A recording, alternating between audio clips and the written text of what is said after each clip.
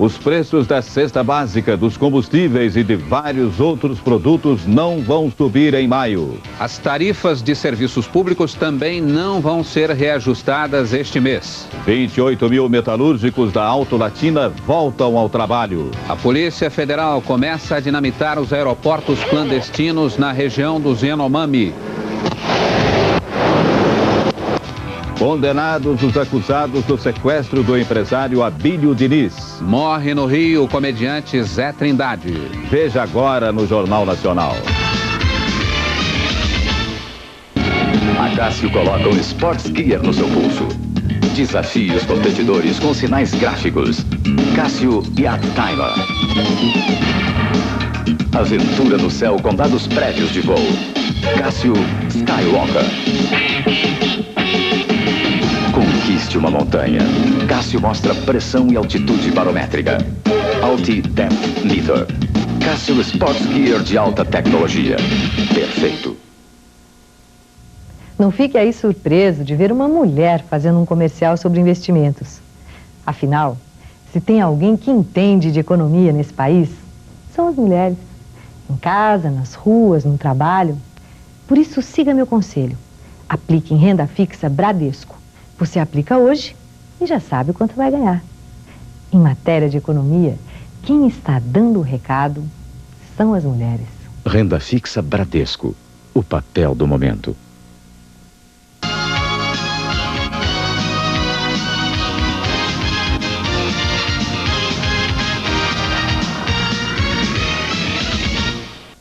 Começa a destruição das pistas de pouso clandestinas construídas nos garimpos de ouro dentro das terras dos índios Yanomami, em Roraima. A primeira pista foi destruída hoje de manhã. Foram abertos 57 buracos como este com 1,5 metro de profundidade para a colocação dos explosivos. Com a destruição desta pista, que fica a mais de 1 hora de voo da cidade de Boa Vista, ninguém terá acesso a esta área a não ser de helicóptero. Os garimpeiros deixaram abandonados aqui uma verdadeira fortuna. Todo esse grotão aí está cheio de ouro. Era a região de todo o garimpo, onde eles estavam extraindo mais minério. E tudo vai ficar abandonado, porque os garimpeiros não vão poder voltar a esta região. O ouro vai permanecer enterrado no leito do rio e a pista está pronta para ser destruída. Toda a área foi isolada para evitar a aproximação dos índios. Exército, Aeronáutica, Polícia Federal e FUNAI participam desta operação para acabar com 107 pistas clandestinas de apoio ao garimpo na terra dos Yanomami. O diretor da Polícia Federal, Romeu Tuma, chega à selva para assistir à explosão da primeira pista. Nós vamos precisar manter uma vigilância e a FUNAI uma permanência sempre atual, porque se nós abandonarmos, tranquilamente eles tentarão voltar, visto as riquezas sobre essa terra de minerais raros é enorme. Abrigada a 200 metros da pista, a equipe do capitão Farias está pronta para acionar os explosivos. Atenção para acionamento, 10 segundos fora. 4, 3, 2, 1, fogo!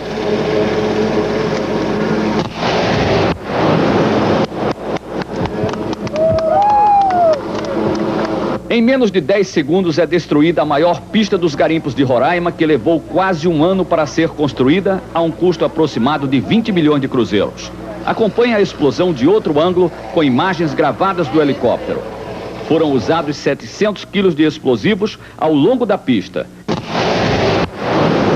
Depois da explosão, a pista do Baiano Formiga ficou assim, cheia de buracos. Onde eram realizados até 50 pousos de aviões por dia, a Secretaria do Meio Ambiente e a FUNAI pretendem fazer uma plantação de manga e caju para os índios.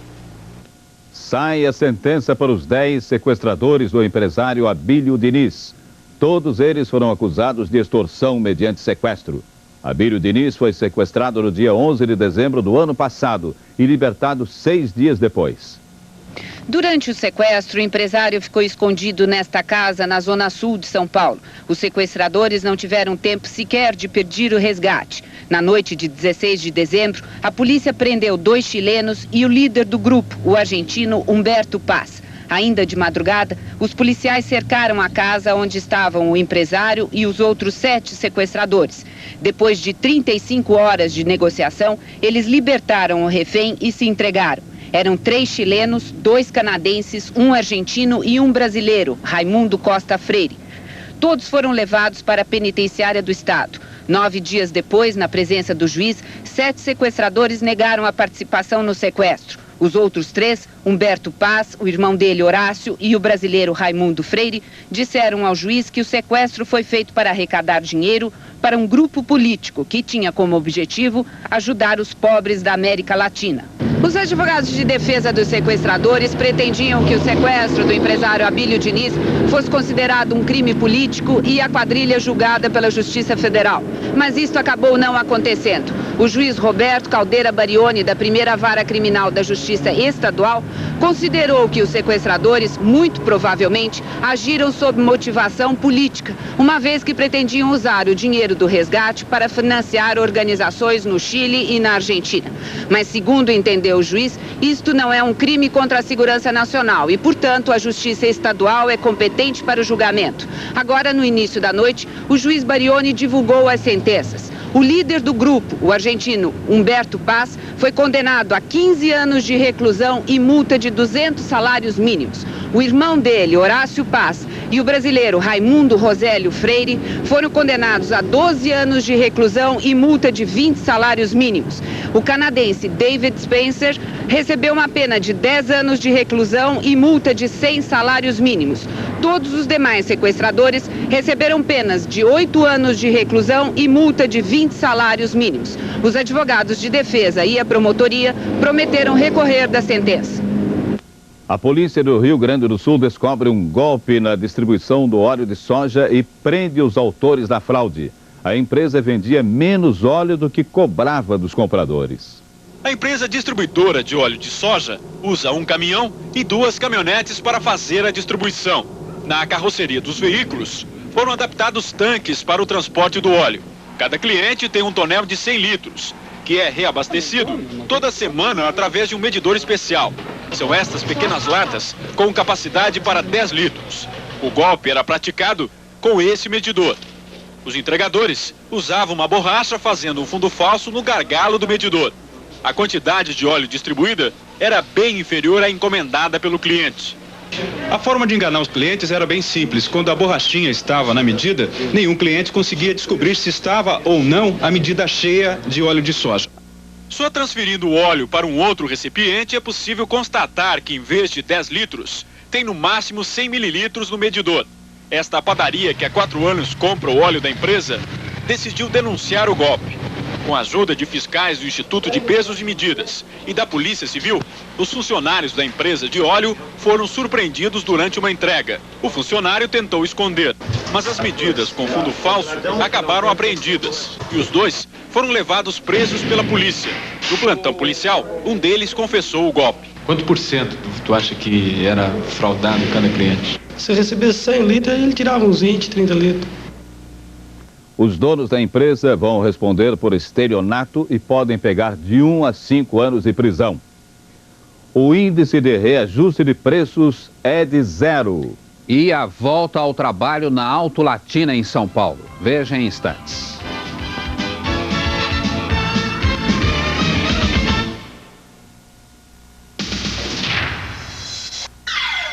Lava, lava, lava. Seca, seca, seca. Tira, tira, tira. Tira! Tira. Sugar tira a gordura da cozinha. Ah! Sugar, lava. Sugar, seca. Sugar tira a fumaça da cozinha. Sugar eletrodomésticos. Lavadora, sugar. Secadora, sugar. Sugar da Sugar. Sugar, lava. Sugar, seca. Sugar tira a fumaça. E a gordura da cozinha. A gente compra o hambúrguer que o filhinho gosta, o bolo que a filhinha gosta, a salsicha que o maridinho gosta, mas tudo isso com a qualidade que a mamãe gosta. Sadia. Depois, prepara tudo com muito carinho e aí vem: mãe, eu quero mais! Parabéns, querida. É isso que vale. Minha casa, meu marido, meus filhos e a confiança que eu tenho na Sadia.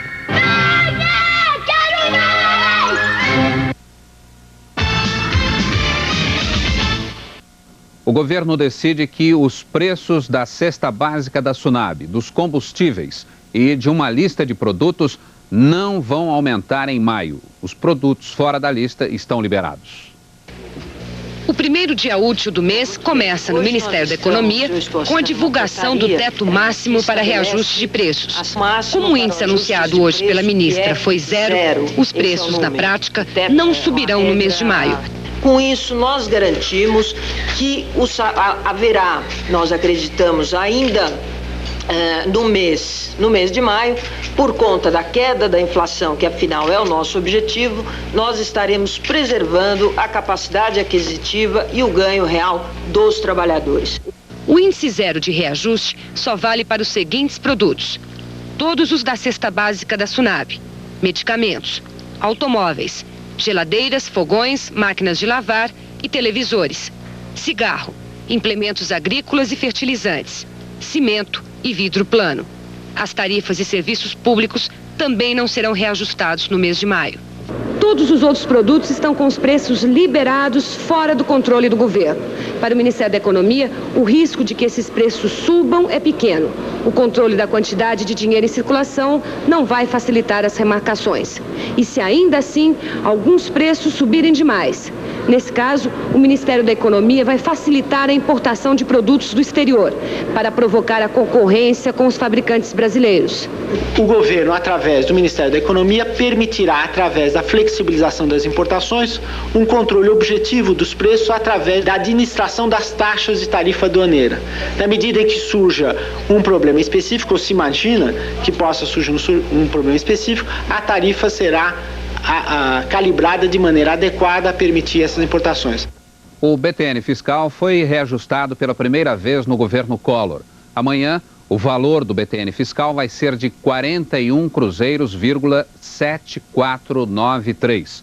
Com esse reajuste, o Ministério da Economia projeta uma inflação de 0,036% no primeiro dia útil de maio. O governo discutiu a política salarial na mesma reunião em que decidiu que os preços não vão aumentar. Paulo Henrique Amorim. O presidente Collor estava preocupado com a possibilidade de os preços serem liberados, a inflação subir e haver uma queda do salário do trabalhador. Afinal, os salários estão prefixados em zero. O problema era como conciliar uma liberação de preços com a proteção aos salários. Essa questão, na verdade, dominou uma boa parte da reunião de ontem do presidente com os ministros Antônio Magri e Zélia Cardoso de Mello. E a ministra da Economia mostrou que agora não é o momento adequado para criar qualquer tipo de gatilho que devolvesse a inflação ao salário. O governo deveria manter a política de que a melhor defesa do salário é a inflação baixa, até porque a inflação está parada. Essa tese foi aprovada. Por isso, não se mexe na política da livre negociação dos salários. E fica todo mundo torcendo, inclusive o governo, para a inflação não subir. Os aposentados e pensionistas isentos do imposto de renda têm até o dia 11 para fazer a conversão para cruzeiros dos cruzados retidos nas cadernetas de poupança. A data limite, repetindo, dia 11 de maio, foi fixada hoje pelo Ministério da Economia. As 3 maiores montadoras do país e metade das indústrias de autopeças encerram a mais longa paralisação do setor automobilístico. Às 5h30 da manhã, quando as máquinas voltaram a funcionar, 38 mil operários retomaram as suas funções depois de 40 dias de licença remunerada. As fábricas da Volks, da Ford e da General Motors deixaram de produzir nesse período mais de 50 mil carros. E mesmo voltando hoje ao trabalho, as montadoras decidiram operar com apenas 60% da capacidade de produção. Entre os operários, o clima é de muita cautela. Está tendo muita insegurança, a gente não sabe se a firma vai segurar a gente ou se vai admitir, né? Porque o mercado aí fora está ruim e a gente, o único meio da gente, sobrevivência é a firma, né? As fábricas estão garantindo que vão fazer de tudo para evitar as demissões, mas desde a semana passada começaram a negociar com os sindicatos a redução pela metade da jornada de trabalho e um corte de 30% nos salários. Os trabalhadores vão fazer assembleia e dar a resposta na próxima terça-feira. Nós achamos que tem outras alternativas, é preciso compreender que a situação de desemprego não se resolve administrando a miséria e que Nós temos que investir no futuro. Investir no futuro é pagar bem, porque se pagando bem todo mundo compra, todo mundo vende e assim se gera emprego e se gera produção nesse país. As atividades da indústria automobilística ainda estão longe do normal. A produção de ônibus e caminhões, por exemplo, continua praticamente paralisada. Só na próxima segunda-feira é que as linhas de montagem voltam a funcionar com os 11 mil operários que ainda estão de licença ou férias coletivas. Segundo o presidente da Associação dos Fabricantes, as montadoras vão esperar mais um mês para avaliar o mercado e a possibilidade de voltar a produzir a plena capacidade. Na entrevista, ele disse também que o setor não está preocupado com a intenção do governo de liberar o mercado para a entrada de outras marcas. Nós aplaudimos isso. Também sempre defendemos a abertura das fronteiras econômicas do país, porque o Brasil não pode viver eternamente fechado em si mesmo. Nós temos que ter condições de importar os carros que não produzimos, importar as peças que eventualmente não temos ou cuja produção no país é mais cara ou é deficiente ou não é tecnologicamente mais atualizada, importar as máquinas que a indústria necessita. Nós sempre defendemos esta abertura da economia do Brasil ao mundo. Em São Paulo, a Polícia Federal prende pela primeira vez um comerciante que vendia carro com ágio. Pela nova legislação, o crime é inafiançável. 8 carros foram apreendidos e o acusado está na sede da Polícia Federal. O comerciante preso, Roberto Elias, não quis gravar a entrevista. Ele tentou vender com ágio de 100 mil cruzeiros um carro modelo Gol, que custa na tabela mais ou menos 650 mil cruzeiros. Só que os supostos compradores eram, na verdade, um delegado e um investigador da Polícia Federal, que estavam justamente atrás de vendedores de automóvel cobrando ágio. Como é que foi a conversa dos policiais com o comerciante que acabou preso? A conversa foi o interesse pela compra de um veículo novo. E constatado o preço pela tabela real, procedeu-se à prisão pela cobrança da taxa elevada. De quanto era o ágio que ele cobrava? Cerca de 30% a 40%. E que carro era? Eram Gols, Voyage e Saveiros. O presidente da Federação Nacional da Distribuição de Veículos Automotores, Alencar Burti, disse hoje em Brasília que a FenaBrave vai ter um plantão permanente a partir de amanhã, onde os consumidores vão poder denunciar as revendedoras de carros que estiverem cobrando ágio. A Companhia Siderúrgica Nacional vai demitir 6 mil operários. A CSN tem uma dívida de 2 bilhões e 500 milhões de dólares. A redução de 20% no número de empregados faz parte do programa de saneamento da empresa, que vai ser a primeira estatal a ser privatizada no governo Collor. O problema hoje é o saneamento, é salvar a empresa que está absolutamente quebrada. Vai ter um programa sério de saneamento que implica revisão de todos os contratos de compra e venda, revisão de todos os cartéis de venda de produtos e um volume razoável de demissões. O presidente da CSN disse que as demissões devem começar daqui a uma semana. Em Recife, mais de 10 mil pessoas entram na fila para se inscrever num concurso da Companhia de Transportes Urbanos. São 400 vagas. Durante todo o dia houve confusão na porta da empresa. Desde cedo já tinha muita gente em frente à empresa. Muitos candidatos estavam esperando desde ontem à noite e as filas chegavam a dobrar o quarteirão. À tarde, a polícia foi chamada para tentar organizar as filas, mas a confusão continuou. A polícia teve que usar força para impedir tumultos. Houve violência. As inscrições para o concurso terminam amanhã e a empresa acredita que muita gente vai dormir na fila. Os salários oferecidos são de 12 mil cruzeiros para motoristas e 5.500 para cobradores. Careca e Alemão se apresentam à seleção brasileira. E a morte do ex-zagueiro da seleção, Djalma Dias. Você vai ver daqui a pouco.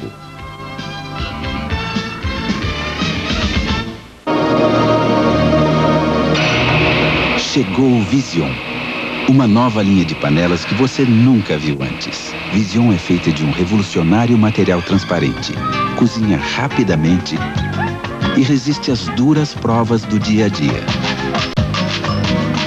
Vision vai à mesa e conserva o calor dos alimentos por muito mais tempo. Vision é fácil de lavar e facilita a sua vida. Vision, visivelmente mais prática. Nesta quarta, 8h30 da noite, o clima de romance entre Edu e Maria do Carmo, Rainha da Sucata. 9h30, uma homenagem musical a Chico Buarque, Globo de Ouro. 10h30, um traficante desafiando a mais sofisticada equipe de agentes. Alucinações, missão impossível.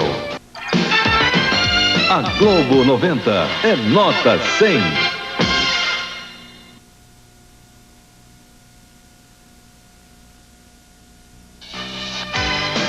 Copa 90. Oferecimento Doril. Produtos Arisco. Brahma Shopping e seus revendedores. Nugget Sadia. E Banco Itaú.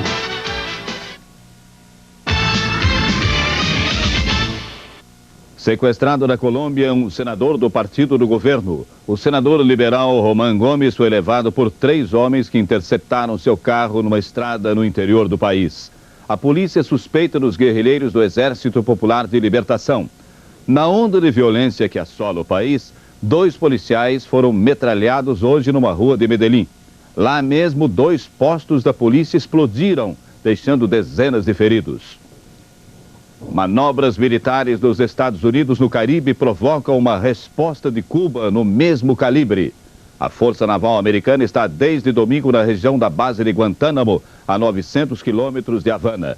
Hoje, o governo de Fidel Castro disse que o país enfrentava uma situação perigosa e anunciou que as Forças Armadas cubanas estão entrando imediatamente em manobras. O professor norte-americano que ficou sequestrado 3 anos e meio no Líbano revela: pelo menos 4 reféns estrangeiros estão vivos e bem de saúde. O professor Frank Reed está em observação numa base militar dos Estados Unidos na Alemanha Ocidental. Da sacada do quarto, ele falou com os jornalistas. Frank Reed se encontrou durante o sequestro com o jornalista inglês John McCarthy, o professor irlandês Brian Keenan, o professor norte-americano Thomas Sunderland e outro refém chamado Terry. Ele não soube dizer se era o jornalista norte-americano Terry Anderson ou o religioso inglês Terry Waite, e admitiu estar constrangido por ter sido solto antes. Depois da libertação de Frank Reed, restam pelo menos 19 estrangeiros sequestrados no Líbano. Um erro da justiça sueca vai custar caro. Christer Pettersen, o homem que foi condenado pelo assassinato do ex-primeiro-ministro Olof Palme e depois absolvido, receberá uma indenização. Pelos 10 meses que ele passou na cadeia antes da absolvição, Pettersen vai ganhar $50 mil, quase 4 milhões de cruzeiros. Começa na África do Sul uma histórica negociação entre o governo de minoria branca e o Congresso Nacional Africano, representando a minoria negra ou a maioria negra do país. Nelson Mandela chefia a delegação negra. Na abertura do encontro, o presidente Frederic de Klerk disse que as soluções democráticas devem ser conduzidas num clima de paz e nunca de violência. Para o líder Mandela, a paz e a estabilidade só poderão ser conquistadas com o fim do apartheid. Terminou dizendo que os negros querem mudanças agora e não amanhã. Nos Estados Unidos, uma festa de casamento começa com um atropelo de última hora. A charrete dos noivos tomba a caminho da igreja. Veja como foi. O charreteiro perde as rédeas do cavalo que vai de encontro a um carro estacionado. Reveja a cena, que foi filmada por um cinegrafista amador. A charrete bate no carro e vira. Ninguém se machucou, foi só mesmo o susto. Pouco depois, de roupa trocada, a noiva preferiu ir a pé para a igreja ortodoxa grega, onde foi realizado o casamento. Divulgado o laudo sobre a morte do jogador Wagner do Paraná Clube. Agora a polícia vai decidir pelo indiciamento ou não dos médicos que atenderam o jogador. O laudo do Instituto Médico Legal foi entregue no final da tarde de hoje ao delegado que está conduzindo as investigações. Esse laudo indica que a morte foi provocada por lesões crânioencefálicas por ação contundente. Ou seja, Wagner morreu porque levou uma forte pancada na cabeça. O jogador tinha uma fratura de 18 centímetros no crânio. Essa fratura não foi descoberta a tempo pelos médicos. A partir deste laudo, o delegado vai decidir se indicia os 3 médicos que atenderam Wagner. Se houver indiciamento ou se houver um erro médico, ele só poderá ter ocorrido por 3 circunstâncias, ou seja, por negligência, imprudência ou imperícia, caracterizando-se desta forma um homicídio culposo, que determina o Código Penal a pena de detenção que varia de 1 a 3 anos. Hoje pela manhã, a polícia ouviu o depoimento do médico André Luiz Madureira, que acompanhou o jogador Wagner desde o acidente e durante o jogo até o hospital. O médico disse que o zagueiro recebeu o tratamento de acordo com os sintomas que ele apresentava. Morre no Rio, aos 50 anos, o jogador Djalma Dias. Ele foi o zagueiro titular.